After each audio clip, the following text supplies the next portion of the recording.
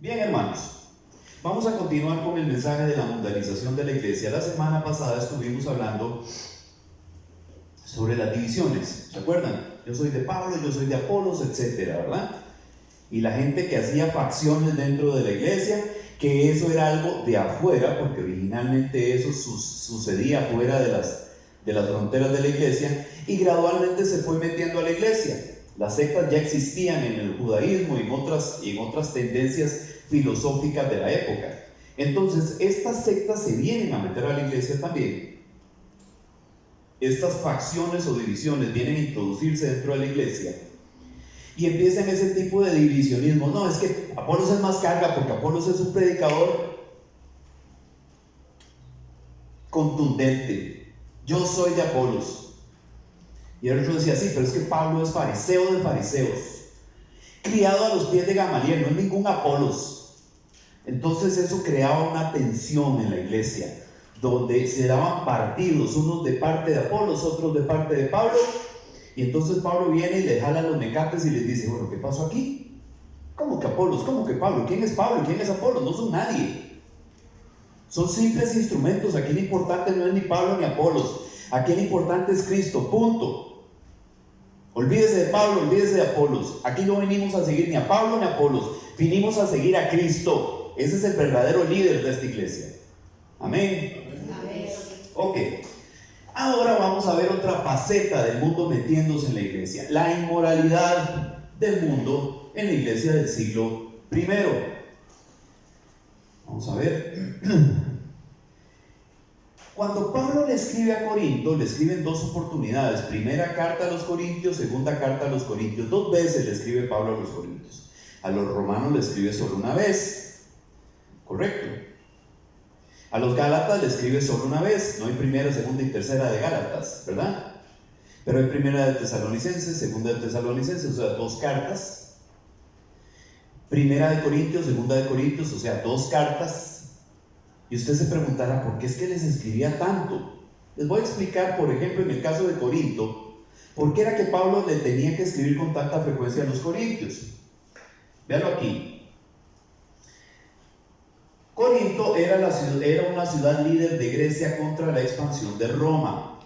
Es destruida por el general romano Lucius Minius en el año 146 a.C., para ser reconstruida 100 años más tarde por Julio César, convirtiéndose posteriormente en la capital de la provincia senatorial de Acaya. O sea, la provincia de Acaya era donde estaba Corinto. Corinto era como la capital de Acaya. En aquel tiempo se calcula que la población de Corinto era de aproximadamente 200.000 hombres libres y 400.000 esclavos, o sea, unas 600.000 personas. Población muy heterogénea, como lo afirmamos anteriormente, ya que veteranos de guerra, una vez cumplido su servicio militar, recalaban en Corinto con el fin de establecerse. Comerciantes que llegaban del este y oeste, atraídos por un excelente mercado comercial. Hubo un gran número de judíos que buscaban realizar su trabajo en diferentes especialidades, financistas, o sea,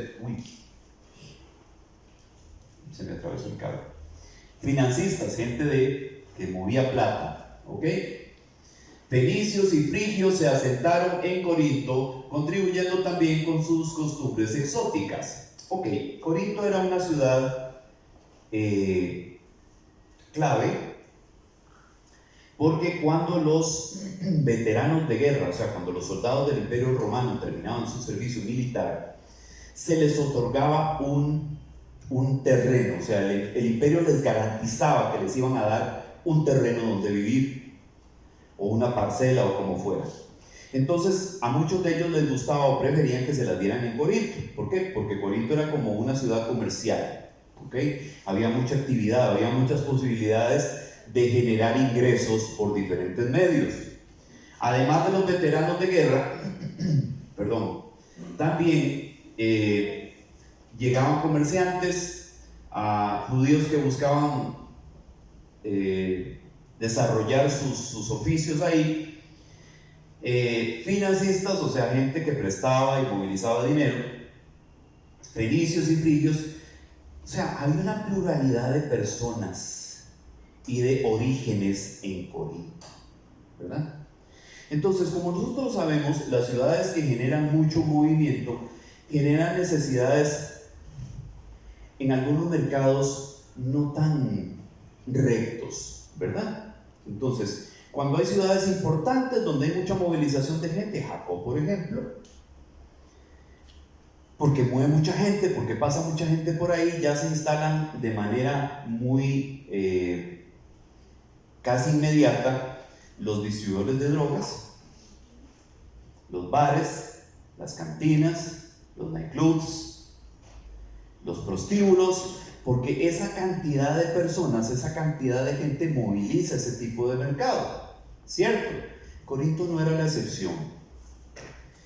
Dice, la ciudad grecorromana fue centro de gran atracción para los aspectos de la vida, asociaciones privadas, clubes, sociedades de amigos, confraternidades religiosas, parecía dar respuesta a todas las necesidades de la sociedad de esa época, como asimismo a una intensa actividad política, similar a las que se llevaban a cabo en las grandes ciudades del Imperio Romano, y Corinto era la cuarta en importancia en ese sentido, o sea, era una ciudad estratégica. A todo esto se sumaba el templo de Afrodita, que estaba en Corinto. Afrodita, ¿quién sabe quién era Afrodita? Alguien que me diga quién era Afrodita. La diosa del amor de los griegos. ¿Ok? Entonces, todo lo relacionado con erotismo, sexualidad, estaba conectado con Afrodita. El templo de Afrodita estaba en Corinto, imagínese usted, el cual poseía, según Estrabón, en el siglo, más de 1000 sacerdotisas sagradas o hieródulas. A ver, ¿de qué estamos hablando cuando hablamos de sacerdotisas sagradas o hieródulas? Estamos hablando de prostitutas que mediante sus servicios sexuales rendían tributo a Afrodita, y el templo de Afrodita tenía más de 1000. Usted se puede imaginar el relajito que se armaba ahí y toda la cantidad de gente que se movía, todos los comerciantes, mercaderes, etcétera, que era un relajo, ¿ok? Y esa era la forma en que los corintios le rendían tributo a Afrodita, o sea, relajándose y cometiendo toda clase de inmoralidades con las sacerdotisas sagradas del templo de Afrodita. Para que usted le haga números, qué tan bonito era el lugar. Por tal motivo existían frases y palabras eufemísticas como corintiasestai, muy común en el mundo antiguo, y que significaba vivir a lo corintio, corintio o corintia, para expresar la forma de vivir de varones y mujeres relacionadas con una vida intensa de placer. O sea, a lo corintio era a lo que la carne pida. Es que no, yo vivo a lo corintio. Yo vivo a lo corintio yo vivo a lo que el cuerpo mande, ¿verdad? En resumen, sea lo que sea, sin límites, sin ningún tipo de tapujos, por la libre, a la pura nécar, al puro bistec. Eso era vivir a lo corintio. Y se había popularizado esa frase de, es que yo vivo a lo corintio. Claro, se lo decían en griego, ¿verdad? Corintiasestai. Yo vivo a lo corintio, o sea, eso es a lo que el cuerpo ordene. Ese era el ambiente de Corinto, perdón. En el ambiente, la comunidad cristiana de Corinto de reciente creación debía resistir las fuertes tentaciones que les recordaba su pasado. ¿Por qué? Porque la iglesia de Corinto era una iglesia de gentiles, no era una iglesia de judíos. Corinto era una ciudad de Grecia, dominada por el Imperio Romano, pero era griega. O sea, los que vivían en Corinto eran, en su gran mayoría, los habitantes de Corinto eran griegos. O sea, tenían antecedentes paganos, dioses paganos, como Afrodita, por ejemplo. Entonces, Los dioses de la antigüedad no eran verdaderos modelos de piedad, de justicia y de rectitud. Los dioses de la antigüedad eran a veces más relajados y más degenerados que los mismos humanos. Entonces, los que seguían a esos dioses, los que adoraban a esos dioses, se sentían en libertad de vivir como les diera la gana. O sea, si Afrodita lo hace, ¿por qué no lo voy a hacer yo? Si Afrodita, que es la diosa a la que sirvo, a la que sigo, o sea, es mi modelo, es una gran prostituta, o sea, ¿por qué yo me voy a poner en varas por eso? ¿Me entienden? ¿Sí me están entendiendo? Entonces, estos cristianos de Corinto estaban en una tensión constante, buscando seguir a Cristo en una ciudad que lo que hacía era todo lo contrario, en una ciudad que relajaba la carne hasta el punto máximo. Entonces había una tensión, había una dificultad muy fuerte, porque ellos buscaban la manera de seguir a Cristo y tratar de soportar las tentaciones que les recordaban el pasado que ellos tenían antes de venir a los pies de Cristo. Entonces era algo muy rudo, era algo muy fuerte, era algo muy difícil. Solo el poder de Dios, solo el Espíritu Santo de Dios podía lograr que ellos se sostuvieran. Y aún con esta protección de parte de Dios, existía una influencia de la ciudad dentro de la congregación. Vea qué tan seria era esa influencia, que vea lo que termina sucediendo. Lo dice Pablo aquí en 1 Corintios capítulo 5 y los versículos del 1 hasta el 5. Dice: la inmoralidad del mundo en la iglesia del siglo I, en Corinto específicamente. En efecto se oye que entre vosotros hay inmoralidad, le dice Pablo a los corintios en esta primera carta. Y una inmoralidad tal como no existe ni siquiera entre los gentiles. O sea, ustedes se superaron a los gentiles en el tipo de inmoralidad que tienen dentro de la iglesia.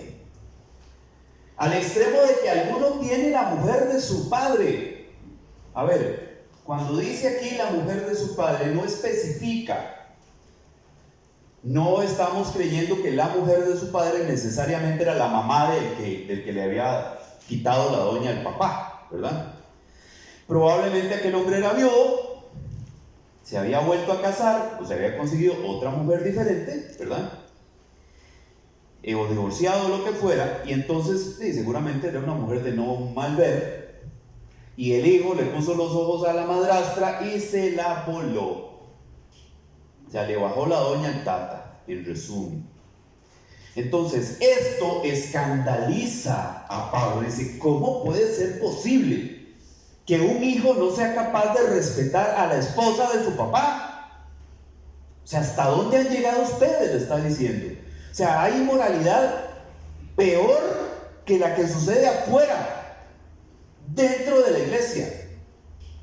Y sigue diciendo, y os habéis vuelto arrogantes en lugar de haberos entristecido. O sea, se sienten como orgullosos, ¿viste? Ese chavalo, ¿verdad? Como hacemos nosotros aquí, como sucede aquí entre la gente que no conoce del Señor, que le aplaude esas gracias a los hombres, ¿verdad? Ah, no, es que ahora tiene a su esposa y se conquistó a la cuñada. Ese chavalo es un garañón, es un cemental, ¿verdad? Porque está con su esposa y con la hermana de su esposa, y le aplauden como si fuera la gran gracia. Pues eso sucedía en la iglesia de Corinto. Entonces no solamente estaba pasando, sino que los corintios se hacían los locos y decían, no, es que ese chaval es muy coquetillo, ¿verdad? Es medio perrillo, decimos nosotros aquí. No, eso no era medio perro. Ese tipo era un infeliz, totalmente degradado por el ambiente de la Corinto en la que vivía, que se había metido dentro de la iglesia. Y sigue diciendo, para que el que de entre vosotros ha cometido esta acción fuera expulsado en medio de vosotros. Ustedes no deberían de soportar, no deberían de aguantar una cosa de esas. O sea, un tipo haciendo eso, lo tienen que echar. ¿Cómo se van a hacer los locos y dejar que el hombre llegue hasta con la doña del papá a la iglesia? O sea, ¿qué es eso? O sea, es como el que estando dentro de la iglesia comete adulterio, como decimos nosotros popularmente, tira para arriba a la señora y a los hijos, ¿verdad? y después va a la misma iglesia en la que se congregaba con la otra. ¿Sí me entienden? Exactamente lo mismo.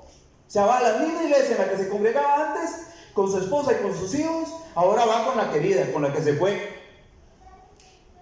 Y todo el mundo le da la bienvenida. No, hermanita, sierva, venga, siéntese por aquí. ¿Perdón? O sea, así de alcahuetes. Porque, hermano, sinceramente, es alcahuetería. Ok, es alcahuetería. Ahora, ¿qué tenemos que hacer? ¿Cerrarle la puerta y decir no entre aquí? Pues no, porque eso tampoco sería cristiano, tampoco sería la iglesia del Señor. Pero no vamos a hacerle sentir a gusto, cómodo y como si fuera la persona más importante, no. Que se siente y escuche, tal vez lo que escuche le haga cambiar su manera de visualizar la vida y le haga arrepentirse de lo que hizo. No le vamos a cerrar la puerta, pero tampoco le vamos a dar la bienvenida como si fuera lo más especial que nos ha podido pasar en la vida, porque eso es traer contaminación dentro de la iglesia. Es que todavía, hermanos, si fuera alguien de afuera que no conoce del Señor, que le sucedió una situación de esas y está buscando de Dios para ver cómo hace para enderezar su vida, no dice, bueno, gloria a Dios. O sea, alguien que se está arrepintiendo de su mala manera de vivir, bienvenido. Pero alguien que dentro de la iglesia hace una cosa de esas y después sigue dentro de la iglesia como si nada hubiera pasado, es una alcahuetería. Que nosotros nos hagamos los locos, como se hacían los locos los de la iglesia de Corinto cuando eso sucedió. Sigue diciendo, versículo 3: pues yo por mi parte, aunque ausente en cuerpo, pero presente en espíritu, como si estuviera presente, ya he juzgado al que cometió esa acción. O sea, yo no estoy ahí con ustedes, pero ya yo tengo mi veredicto y ya yo hice un juicio al respecto de esto. Sigue diciendo aquí: en el nombre de nuestro Señor Jesús, cuando vosotros estéis reunidos y yo con vosotros en espíritu, con el poder de nuestro Señor Jesús, entregad a tal a Satanás para la destrucción de su carne, a fin de que su espíritu sea salvo en el día del Señor. Vamos a parar aquí. El que había hecho eso, ¿era alguien de afuera o alguien de adentro de la iglesia? Si el que le había quitado la doña a su papá era un miembro de la iglesia o era alguien de afuera. Era un miembro de la iglesia. Entonces lo que Pablo está diciendo, si es un miembro de la iglesia, ustedes lo reciben como si nada hubiera pasado. Dice, a ese deberían de echarlo. ¿Por qué? Porque lo primero que hay que hacer antes de echarlo es llamarlo. Y decir, mira cómo está el tema ese. ¿Cómo es que vos estás ahora haciendo esto? O sea, vos no sabés lo que la Biblia dice al respecto, dice esto, aquello, lo otro. O sea, vos tenés que tener conciencia de que eso que estás haciendo no es aprobado por Dios, no está bien visto a los ojos de Dios, y por ende nosotros no te podemos avalar ese comportamiento. Arrepentite, no estás arrepentido, o sea, no sentís arrepentimiento en tu corazón de lo que has hecho. Le hiciste un daño a tu papá, lo dejaste sin mujer. Y ahora todo orgulloso andás con la que era la mujer de tu papá. No te hace nada, no sentís nada por dentro. Eso no te produce absolutamente ningún ardor. Es que estamos enamorados. Es lo que dicen la mayoría de los sinvergüenzas, ¿verdad? Que terminan metiendo las patas donde no deben, en la forma en que no deben. Es que yo me enamoré. Perdón, hermanos. Y perdón por lo que le voy a decir. Yo no sé, hoy me tomó un espíritu de denuncia, digo yo. Perdón por lo que voy a decir, pero, a ver, en el momento en que el amor te arrastra al pecado, deja de ser amor. Así de simple. Si así eso que vos le llamas amor te arrastra al pecado, ya no es amor. Porque el amor no busca eso. Porque la descripción de 1 Corintios 13, si usted se encuentra en toda esa descripción sobre el amor algo que diga que sí, corrija. Pero cuando usted revisa lo que dice 1 Corintios 13 con respecto a lo que es el amor, en ninguna parte usted se encuentra que el amor te hace pecar. Entonces, si eso que vos le llamas amor te hace pecar, no es amor. ¿Ok? Entonces Pablo dice, ese me lo dejan. entréguenselo a Satanás. Yo durante muchísimo tiempo pasé rompiéndome la cabeza con qué significaba eso, entréguenselo a Satanás, o sea, porque no da ninguna explicación, no da ninguna descripción de lo que significa entréguenlo a Satanás. Ok. En la antigüedad, en algún momento, el Señor le pide a uno de los profetas de Israel: no quiero que me ores más por este pueblo porque no te voy a escuchar, le dice. ¿Por qué? Porque los profetas oraban y clamaban al Señor para que el Señor perdonara al pueblo, para que el Señor tuviera misericordia.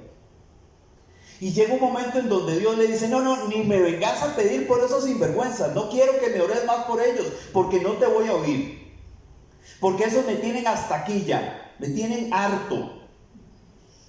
Y vos venís a pedirme, venís a clamarme, venís a llorarme, y por amor a mi nombre y por el corazón justo que tenés, te tengo que oír. Porque te estoy respondiendo a vos, pero no porque ellos lo merezcan, sino porque vos estás clamando por ellos. Porque la palabra de Dios dice que la oración del justo puede mucho. Entonces aquel justo iba, lloraba, se rasgaba las vestiduras delante del Señor, clamando por el pueblo, y el Señor decía: sí, ¿cómo le voy a decir que no? ¿Lo hacía por el pueblo? No, porque el pueblo no lo merecía. Lo hacía por aquel justo que estaba clamándole para que perdonara y tuviera misericordia. Entonces Dios le dice: no me lo hagas más, porque a partir de hoy ya no te voy a escuchar más. Ni me pidas por el pueblo, porque no te voy a oír. Porque me tienen cansado, ya me tienen harto. ¿Ok? Entonces, para que ustedes me entiendan, cuando se clama a Dios, cuando el justo clama a Dios, Dios escucha la oración. Cuando el justo intercede por otro, Dios escucha la oración. No por el otro, por el que está intercediendo.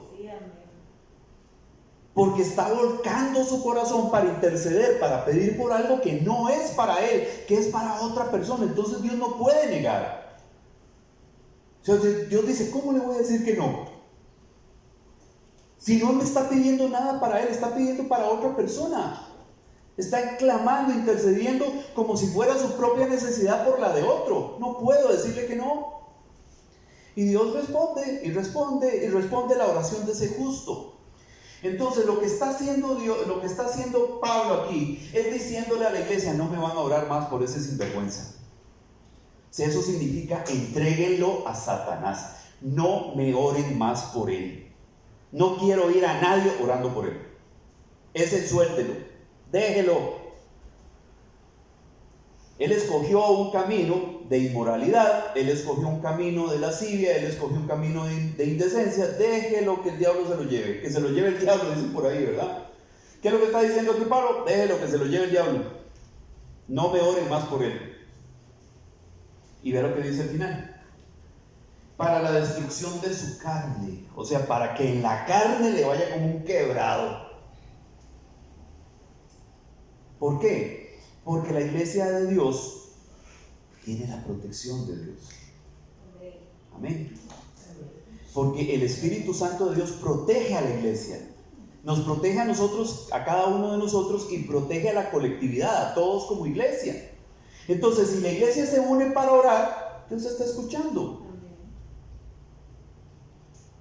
Entonces Dios dice, no, Pablo dice: no me oren más por ese sinvergüenza. Suéltelo, déjelo que el diablo se lo lleve. Para ver si acaso con la revolcada que le va a dar el diablo, con la revolcada que le va a dar el enemigo, logramos que su espíritu sea salvo en el día del Señor.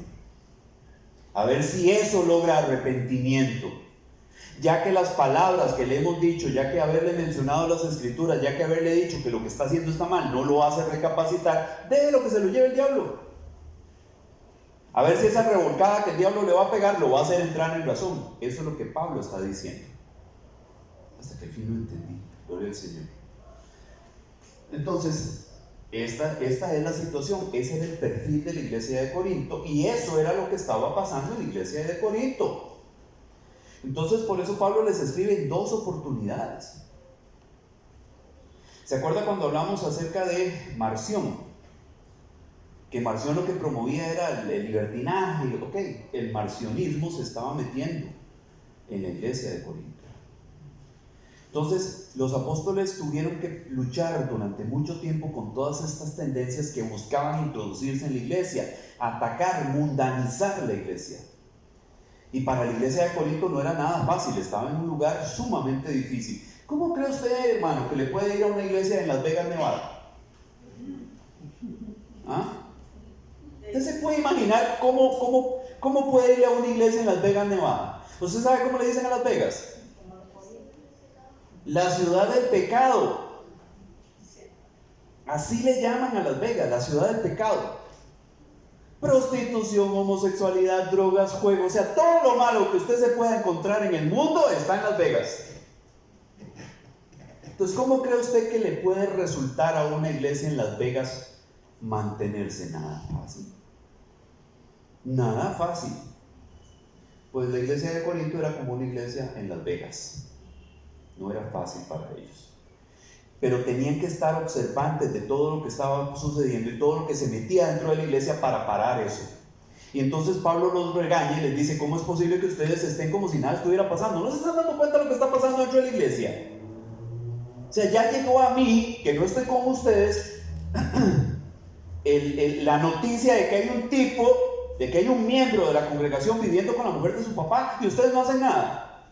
A ese deberían de echarlo. Pero ustedes están como nomás campantes, ¿verdad? Entonces Pablo dice: yo ya lo juzgué. Y ustedes lo que van a hacer a partir de este momento es: no me van a orar más por ese tipo. Van a dejar que se lo lleve el diablo. Déjenlo que se lo lleve el diablo, que lo arrastre, que lo revuelque, que le dé por donde quiera. A ver si acaso eso logra que ese tipo entre en razón y logramos que se salve en el día del Señor. Porque ahorita no quiere entrar en razón, no quiere hacer caso. Entonces déjenlo, suéltenlo. No me lo jalen más para la iglesia, ni oren más por él, suéltenlo. Déjenlo. Que viva la vida como quiera vivirla. Ya que no quiere entrar en razón, no quiere recapacitar, no quiere arrepentirse, suéltelo y que el diablo se lo lleve. ¿Cómo se llama? Entregar a ese a Satanás. O sea, déjeselo al diablo. Amén. Eso pasaba en la Corinto antigua, pero eso pasa también en nuestra iglesia cristiana moderna, hermanos. Vamos a dejarlo aquí porque tenemos que celebrar la cena del Señor. La próxima semana vamos a arrancar aquí. ¿Quién te dijo que estabas desnudo? Usted sabe que ese fue el momento en que la humanidad se corrompió, sexualmente hablando, moralmente hablando. ¿Por qué? Porque antes de ese momento ellos estaban como Dios los trajo al mundo, decimos, ¿verdad? O sea, sin un trapo encima. Vivían constantemente con absoluta desnudez y no se sentían incómodos con eso. Yo les he dicho a ustedes que probablemente por estar en la presencia del Señor ellos estaban revestidos de luz. Entonces la luz era como una cobertura para ellos y ellos no se percataban de que estaban desnudos. Pero a partir de este momento en particular, la cobertura de luz se apaga, o sea, ese resplandor que ellos tenían desapareció. Y en ese preciso momento se dan cuenta de que no tienen ni un chuica puesto encima. Y no se sienten cómodos. Ahí, en ese justo momento, es donde se despierta en el hombre el morbo. Al darse cuenta de que todas sus miserias, dijo alguien por ahí, quedaban al descubierto, ¿verdad? Todo en evidencia, ¿verdad? Entonces, inmediatamente buscaron cómo cubrirse. A partir de la próxima semana lo que vamos a ver es esto. ¿Quién te dijo que estabas desnudo? Amén.